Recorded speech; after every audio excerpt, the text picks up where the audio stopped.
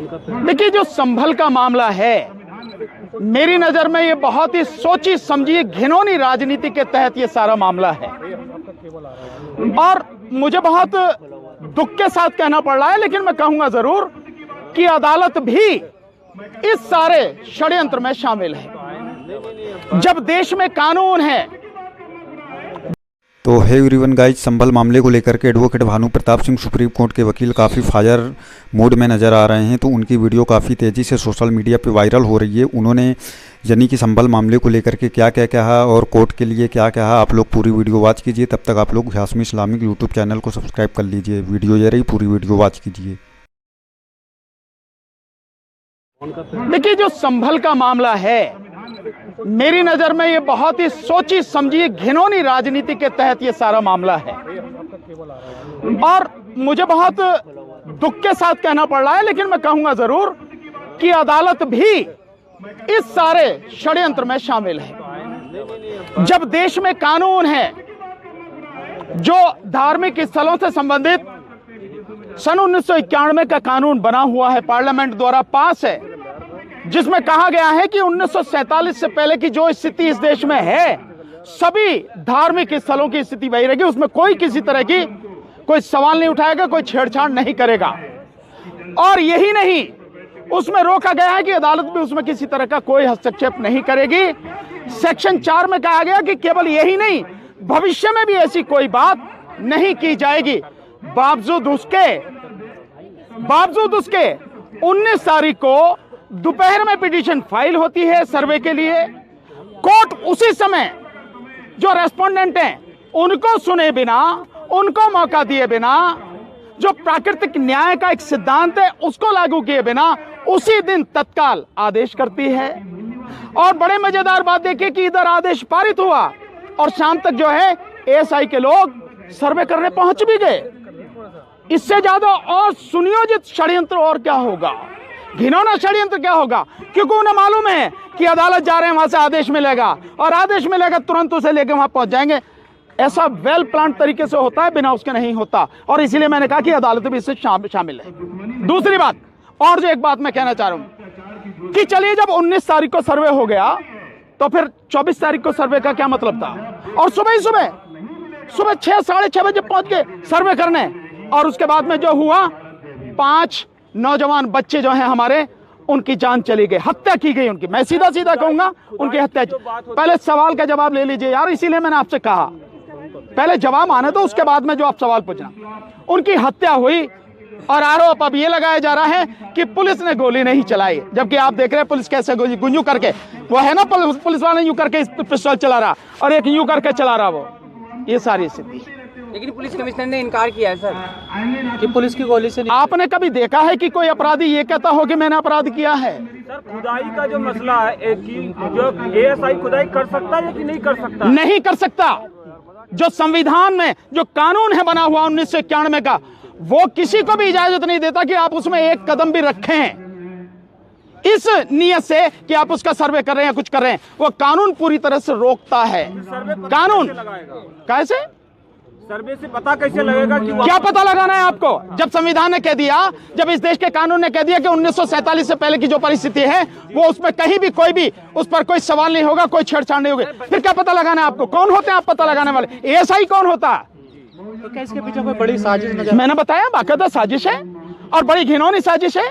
और अगर ये साजिश नहीं होती तो पिटीशन पड़ा, विपक्षी को मौका दिए बिना आदेश हो गए और आदेश तुरंत लागू हो गया। यहाँ सालों साल आदेश पड़े रहते हैं, धूल चाटते रहते हैं, मिट्टी लग जाती है उन पे, अधिकारी कभी गौर ही नहीं करते। और यहाँ तो पहले से तैयार बैठने, सांझ को पहुंच गए वहां। और क्या चाहिए? षड्यंत्र कैसे होता, मिली भगत कैसे होती है, ये सब कुछ सामने है। और 24 तारीख को क्यों किया गया, इसका भी एक कारण है।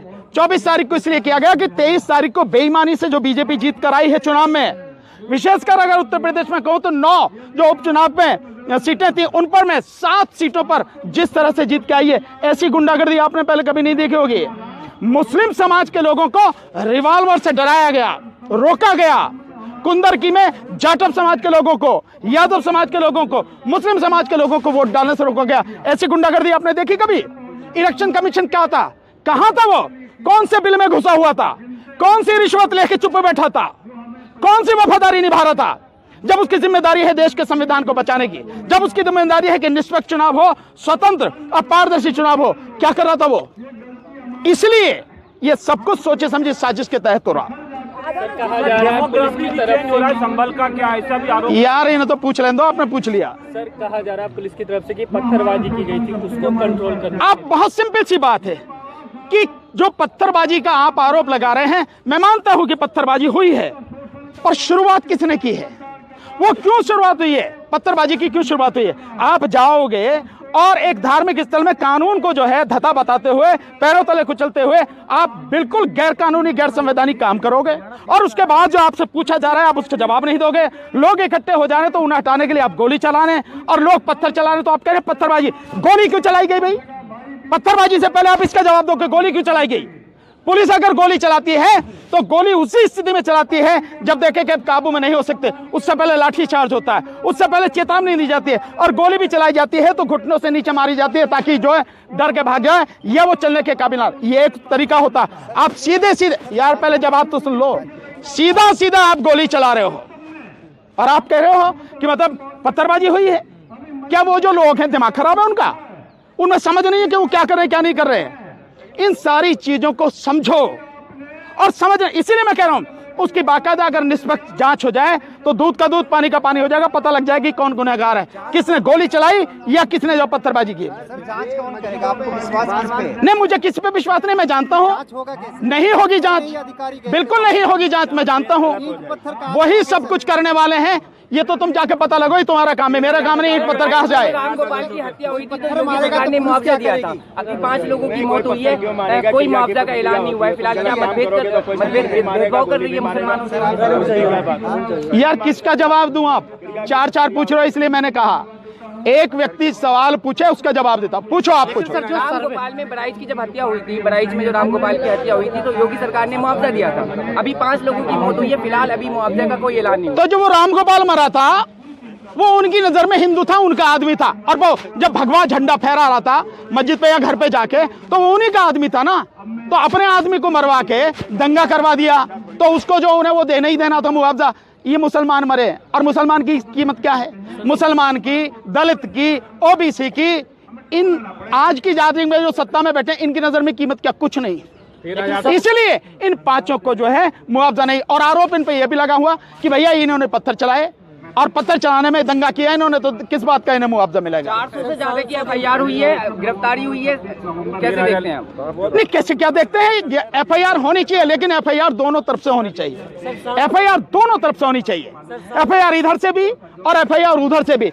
एक तरफा कार्रवाई नहीं होनी चाहिए। इसलिए मैं कह रहा हूं निष्पक्ष जांचों पर। मैं जानता हूं कि निष्पक्ष जांच होगी नहीं, क्योंकि वही अपराध करने वाले हैं, वही FIR करने वाले हैं और वही फैसला करने वाले हैं, तो कहां से होगा? सर जो सर्वे कर रहे हैं गिरफ्तार कर लिया गया, जिस सदर ने प्रेस कॉन्फ्रेंस करके पुलिस की पोल खोली थी, आज उसे भी घसीट कर पुलिस ले गई। क्या कहेंगे आप इस पर? आप दोबारा से सवाल कीजिए। जो मस्जिद के सदर थे संभल के, शाही मस्जिद के, उन्होंने प्रेस कॉन्फ्रेंस किया था, उसमें पुलिस की नाकामी और क्या कहते हैं कमियों को गिनाया था। पुलिस ने आज उन्हें गिरफ्तार कर लिया। आप शुक्र मनाओ कि उन्हें गिरफ्तार किया, गोली नहीं मारी। उन्हें गोली भी तो मार सकते थे कि हमेशा के लिए उनकी जुबान बंद हो जाए। ये होगा जब शासन करने वाले लोग संविधान को नहीं मानते, कानून को नहीं मानते और अपनी तानाशाही और गुंडागर्दी दिखा रहे, तो तभी ये सारी चीजें होंगी। इसीलिए तो मैं कह रहा हूं कि कोई निष्पक्ष जांच नहीं होगी, कुछ नहीं होगा। और वैसे भी इस देश में मुसलमान की और दलित की कोई कीमत है नहीं। सर मेरा 2 सवाल है। पहले की सांसद इमरान प्रताप गढ़ी ने कहा है कि योगी जी ने संवेदना तक व्यक्त नहीं किया है। दूसरी बात की आज CM योगी जी ने कहा है कि संविधान के अंदर समाजवाद और सेक्युलरिज्म नहीं है। इस पर क्या कहेंगे? नहीं, किसने कहा है? योगी ने। योगी जी ने कहा। तो योगी को संविधान पढ़ना चाहिए, पढ़े नहीं है तो मैं क्या करूं भाई? देश में जब अनपढ़ लोग राज कर रहे हैं तो उसी की वजह से ये सारा सब कुछ है। संविधान में बाकायदा समाजवाद शब्द लिखा हुआ है, सेकुलरिज्म लिखा हुआ है, धर्मनिरपेक्षता लिखी हुई है और ये प्रस्तावना में लिखा हुआ है। एक बात तो ये रही। दूसरी बात आप ये कह रहे हो संवेदना व्यक्त नहीं करी, तो इमरान प्रताप गढ़ी जी को पता होना चाहिए कि जो शासन कर रहे हैं वो RSS के और मनुवादी मानसिकता के लोग हैं। और ये जो दंगा कराया गया है ये सोची समझी रणनीति और राजनीति के तहत कराया गया है।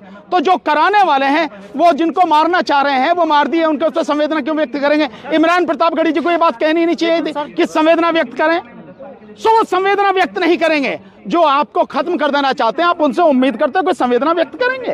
लेकिन सर जो सर्वे यार एक मिनट, जो सर्वे करने देगी टीम, उनके साथ जो लोग थे भड़काऊ नारे लगा रहे थे, वो कौन लोग थे सर? मुझे क्या पता भाई, मैंने देखे नहीं, आप पता लगाओ, आप पत्रकार लोग हैं। क्यों भड़काऊ कौन थे भाई? अगर वो लगा रहे हैं तो स्वाभाविक है वो टीम का हिस्सा है उनकी, वो उसी टीम का हिस्सा है जिस टीम ने ये सर्वे के लिए एप्लीकेशन लगाई, जिस टीम ने ये आदेश करवाया और जिस टीम ने ये सारी टीम लेके वहां गए।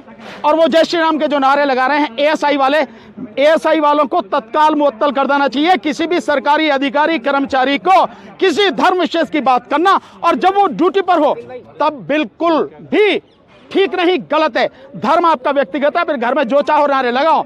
आप सार्वजनिक रूप से उस समय नहीं, जिस समय जो है आप ड्यूटी पर हो, नहीं कर सकते। उनको तत्काल मुअत्तल किया जाना चाहिए, उनकी नौकरी खत्म की जानी चाहिए। कुछ नहीं मंदिर निकल रहे हैं, उसके बारे में क्या कहेंगे? बहुत सारे मंदिरों में बुद्ध की मूर्ति है, उसके बारे में ये जैसे ही बीजेपी की सरकार केंद्र से और राज्यों से जाएगी, ये सब मंदिरों में जो मस्जिदों में मंदिर निकल रहे हैं ये सब बंद हो जाएंगे।